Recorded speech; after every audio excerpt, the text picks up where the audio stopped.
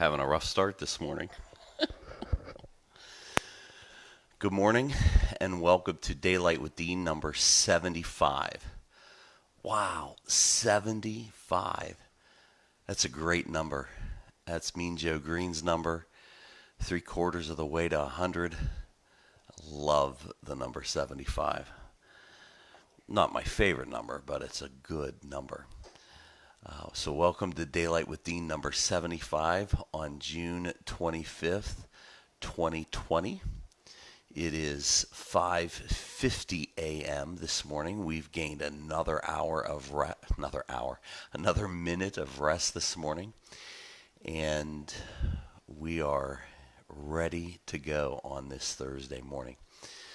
I would like to begin this daylight with my customary sip of coffee. There's only one problem. I put the coffee together last night to have it ready to go, and I forgot to push the button to set it to turn on at 5:30 a.m. or 5 a.m.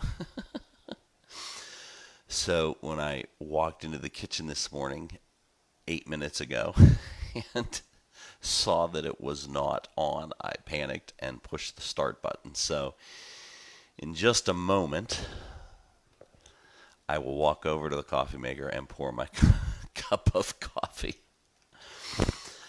But it's been that kind of day. I don't know how your day went yesterday, but mine was fairly fascinating. It had just a bunch of stuff that Leslie and I just were totally baffled by. And I don't even know where to begin. I don't even know how much of it to share. But my point of today is that it's very, very, very important to live with grace for yourself and grace with others. Grace for others, toward others. Because you're gonna mess up. You're gonna make a mistake. You're gonna, whatever. And you just need to be able to give yourself some grace. And others are going to make mistakes. Others are going to mess up. And it's going to inconvenience you. It's going to annoy you. But you just have to give yourself some grace. So Leslie and I have this running joke in the house that I handle the very big things well. There's a car accident my kids are in. I'm calm. I'm cool. I don't get worked up. I've mentioned this before. But if you move my packet of sauce, my thing of sauce in the refrigerator, and I think you've thrown it away because, again, I can't see something if it's...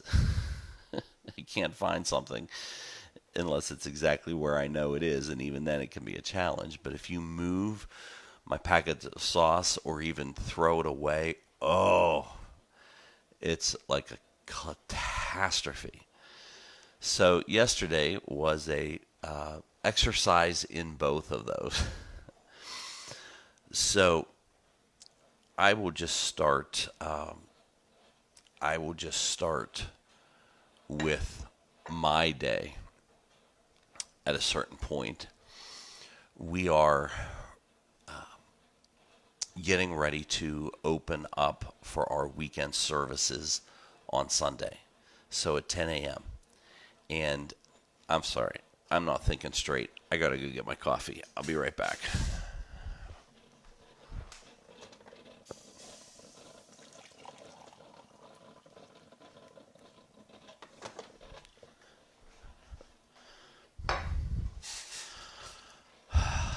There's hope.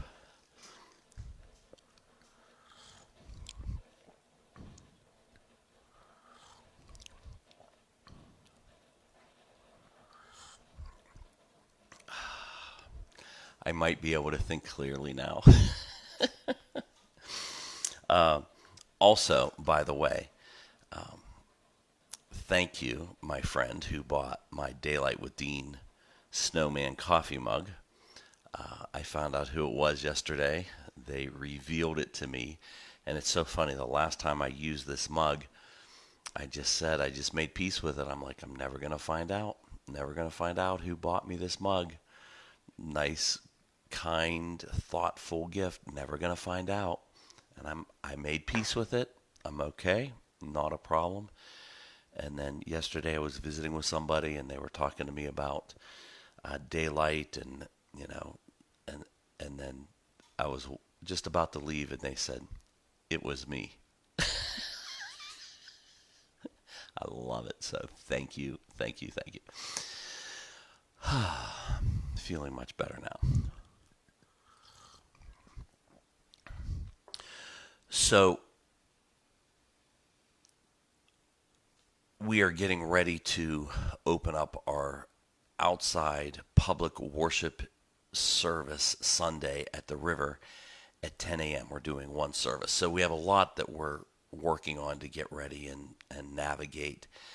And I was at the church quite a bit in the morning, and then I had to run to Ace Hardware before noon.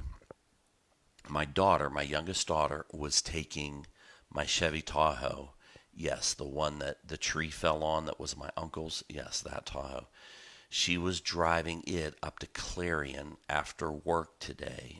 She got off at noon. She was driving it up to Clarion to her girlfriends up there from church camp were having their prom. So she was going up to do their makeup. And I said, well, I want you to drive the Tahoe. So I got it filled up with gas. And when we went on vacation last week to Michigan, we took both sets of keys because I didn't want to be out in Michigan and get locked out and not have a second backup set and all that. And somehow on the trip, we lost the second set of keys. So I'm not quite comfortable driving around with a car and not having a spare set of keys. And it didn't look like it had a key chip in the key. And so last time I needed keys from my Chevy Suburban that was a few years older than the Tahoe, I went to Ace Hardware. So I took the keys to Ace Hardware, said, can you make me 5 duplicates of this key? And he looked at it and he said, well, it has a chip. He said, the only key I could make you would unlock the doors. And I'm like, well, that's better than nothing. So I said, can you make me one of those? And he said, sure. Well, then he looked and looked and looked, and he said, we're out of this key blank. I've put an order in, but it's not here. And so I was, okay, well, it was close to noon when my daughter was supposed to leave, so I had to hurry up and get home. I didn't have a chance to go to the Chevy garage to have a key made. And I went out to my car to get in the car. My car's locked because I always lock my car. And I reached in my pocket for my keys, and they weren't in my pockets. And I looked in the front of the car, and my keys were sitting on the passenger seat of the car. I had effectively locked my keys in the car. Frustrating, but not catastrophic. My daughter and wife and family and house is, maybe 3 miles from Ace Hardware. So I'm like, I think I'm good. So I called them, maybe 2.5 miles. I called them, and Emma Ruby said, yes, Dad, I'm running a few minutes behind, but it's okay. I'll come bring you the key. And then Leslie was taking a class, and it was supposed to end at noon, I believe.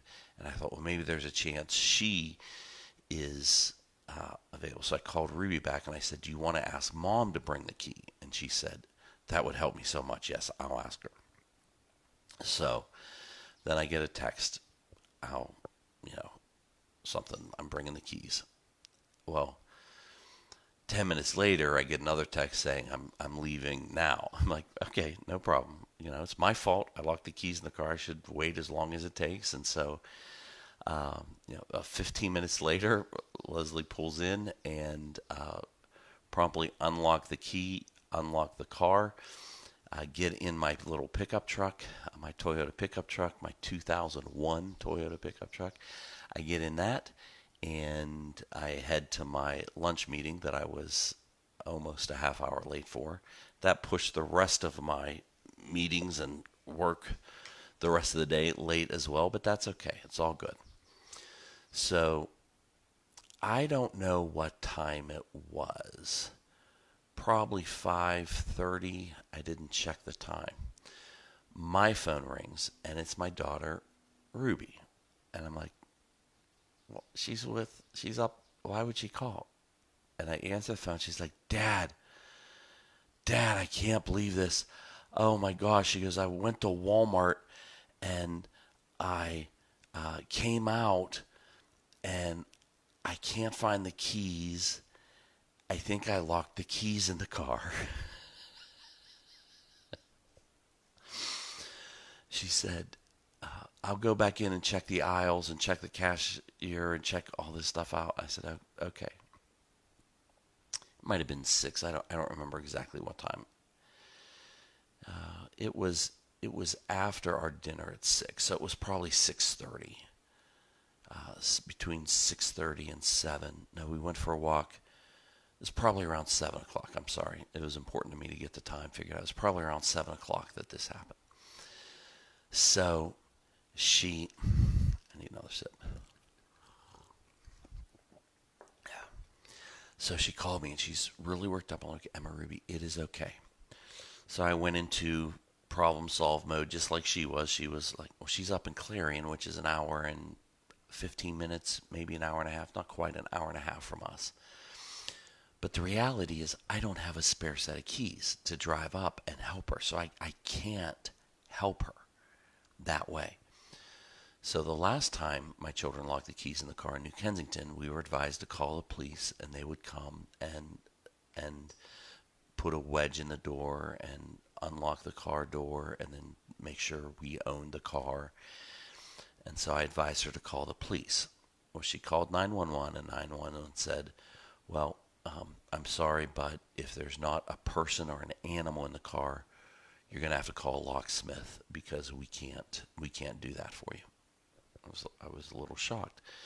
She had asked Walmart if they had a security personnel that might be able to do that, and they didn't. And they told her she had to call a locksmith. So I have OnStar. This Tahoe is OnStar equipped, and I got a letter when I bought it that I was eligible for free OnStar service for the first year. Well, like a good dad, I never called to activate it. So I thought, well, maybe they can do it. So I called OnStar, and they said, well, unfortunately, unless you're in the car to push the OnStar button when we activate it, we can't communicate with your vehicle, so we can't help you. So I went with my final option, which was the best option, but I just knew it would take a long time. I have Nationwide insurance, and I have their Roadside Assistance Plus that comes and helps if you run out of gas, if you lock your keys in the car, if you're stranded alongside the road. They will tow you for up to 80 miles for free, and it costs peanuts for coverage for this year. And I love it because it covers all my vehicles, and it also covers all of my family members even when they're in a different vehicle. So if my daughter's with somebody and their car breaks down, it covers that as well. So it's a great Roadside Assistance Plus coverage. And so I started the process of having the roadside assistance come and unlock her car. But I realized it's going to take some time. So I asked Ruby if she could have her friend's parents come, friend who lives in Clarion, come and pick her up.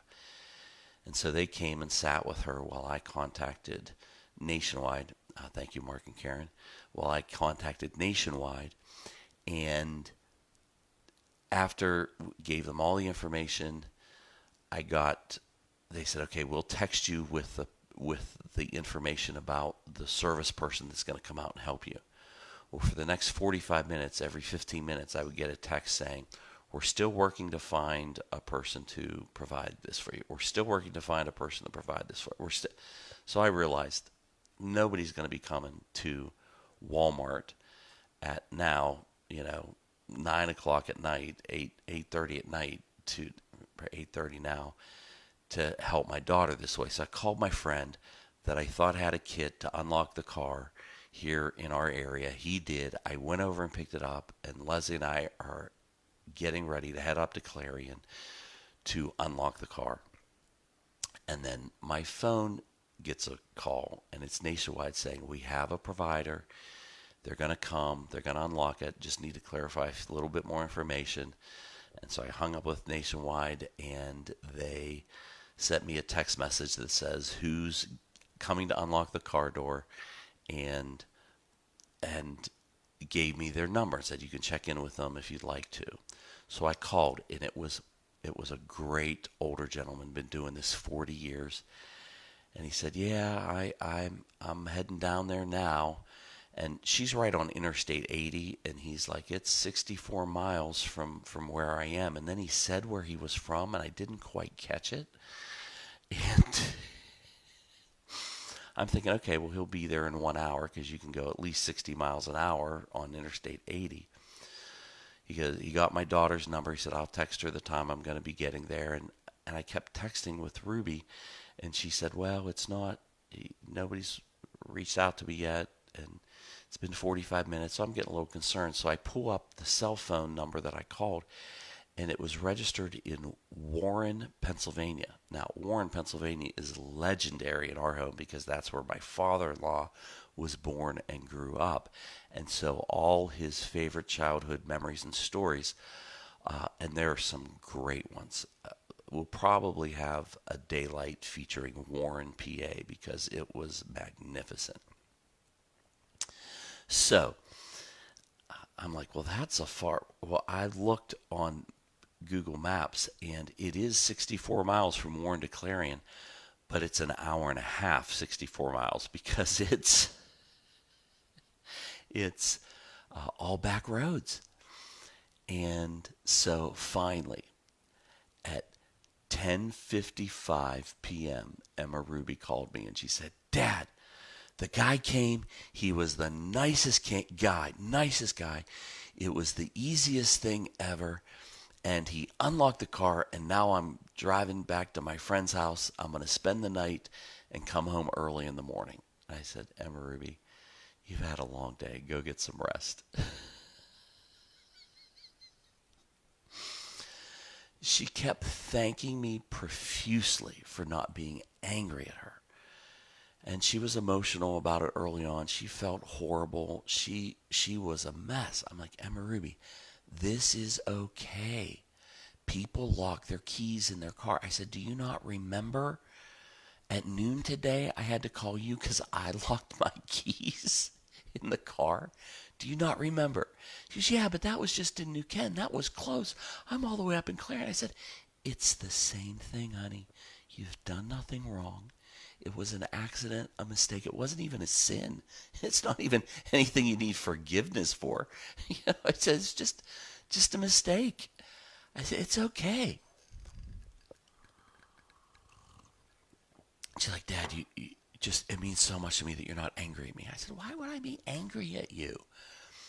I did the same thing on the same day and put the key on the passenger seat, front passenger seat, just like you did. So I say all that to say, is it easy for you to give grace to yourself for mistakes that you make, but hard to give grace to someone else for making the same mistake you made and gave yourself grace for? She couldn't wrap her mind around the notion that it was okay with me. I was not angry with her that she locked her keys in the car because it was so far away. And every time I said, Emma Ruby, I just did the same thing the same day, earlier the day, and I called you. I mean, the irony of that is hilarious to me, but it's like God was whispering, Dean, always remember, when you're tempted to get annoyed, when you're tempted to get irritated, when you're tempted to get angry with somebody for a mistake they've made, when's the last time you made that mistake? It's okay. And so, in our pursuit of becoming more like we were created to be, in our pursuit of taking that one step closer to God in our walk with Him, I just want to ask you about grace. Are you able to give grace to others as easily as you give grace to yourself? Now, maybe you're not able to give grace to yourself. Emma Ruby was not able to give grace to herself. She was beating herself up. She felt horrible. She wouldn't quit. She wouldn't quit. And I just want to ask you to give yourself some grace. It's okay. It's okay. It's okay if you've done something that annoys someone in your family that might be a little obsessive compulsive and they go crazy over it. It's okay if you do something and somebody who wants to control everything in your life is flying off the handle with you. It's okay. Give yourself some grace. Whenever you do something that you wish you hadn't, whether it was sin or a mistake, whether it inconvenienced others or didn't, you have to reach a point of forgiving yourself, of giving yourself grace. So, in our pursuit of being grace-filled people, people filled with the grace and forgiveness of the Lord, and because of that grace and forgiveness, we are called and commissioned to be grace-filled people toward others. So, how's your grace level toward others? Do you choose to be amused instead of annoyed? Do you live with humility that I could have made the same mistake? So often when my wife does something and it frustrates me and I'm like, I would never do that. That would never happen to me. That's a curtain call for the next 7 days. I just about can guarantee you that's going to happen to me. So my invitation is to live with grace. Grace for yourself, grace for others. Because grace is a gift that the world does not give. And it's magnificent. God bless you guys. Love you. Look forward to sharing Daylight number 76 with you tomorrow on Friday. And I'm praying for a really boring day today. Love you guys. Have a good one. Bye.